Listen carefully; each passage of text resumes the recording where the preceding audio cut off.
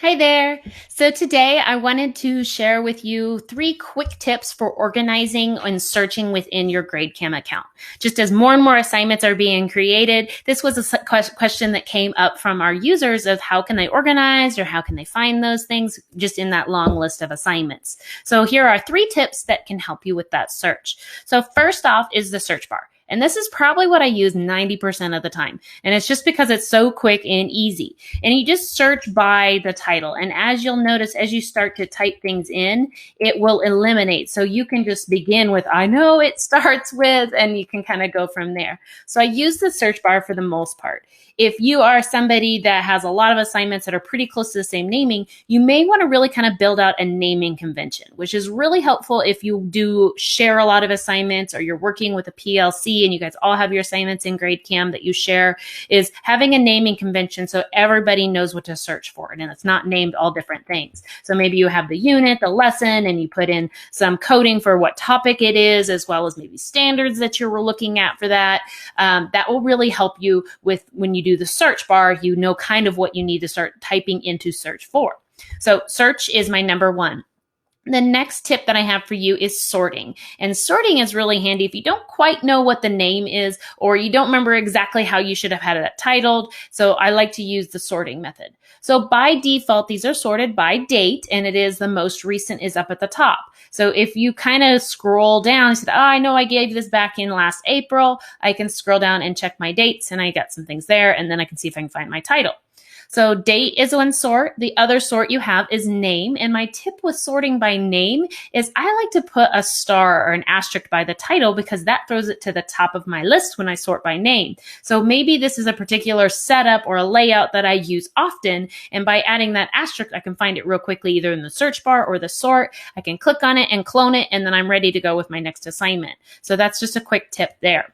You can also sort by type, but then the other one I like to sort by is shared. So I know this assignment was shared by who. So you can sort by shared. This is a double click just because the first time it sorts the blank ones first, which are you because you're the owner. And then shared, if I click it again, you'll see that it pops those to the top. And so I have a couple different assignments here. I know it was shared by Alan. I go find his, and you can see there's the assignments right by his label as well.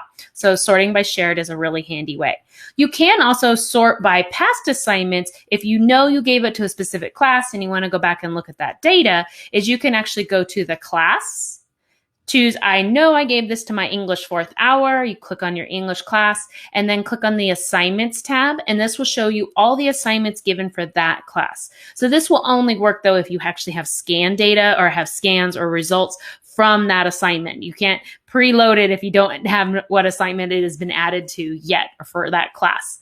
So sorting by the class is really nice as well, just to really kind of narrow down what you're looking for and really eliminate some extras if you would like.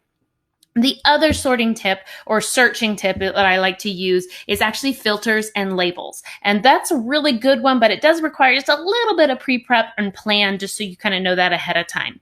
So you can sort on the side, you have current assignments. And if you're using the student portal, you can also sort out those assignments that have been directly assigned to the portal. That cleans up things a little bit. Or you can also go down here and sort by owned, not owned by me. That's another way. But I like the labels piece. And this makes it really quick and easy that if I had made a prep ahead of time and added a label for all the assignments in my reading center. If I click on my reading center, those all fall here together and I just have them real quick to be able to search through.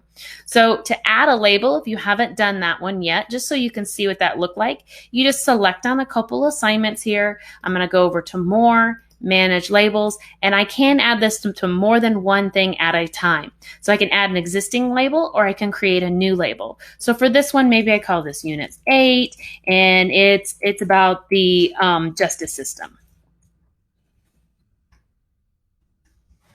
By adding that in there, you can actually see that I have one assignment here that has multiple labels. Again, multiple assignments under one label. That could be really handy as well. So if you want to use labels, maybe match your label title to what you're using in your folder over on a shared drive so that you know instantly that that's a really easy searchable term for you if you use shared folders or folders within a shared drive. So labels are really, really handy as well to do some searching, but you have to know you have to have your labels on there either when you create it or you have to go back and add them. So those are my 3 tips right there: is use your search bar.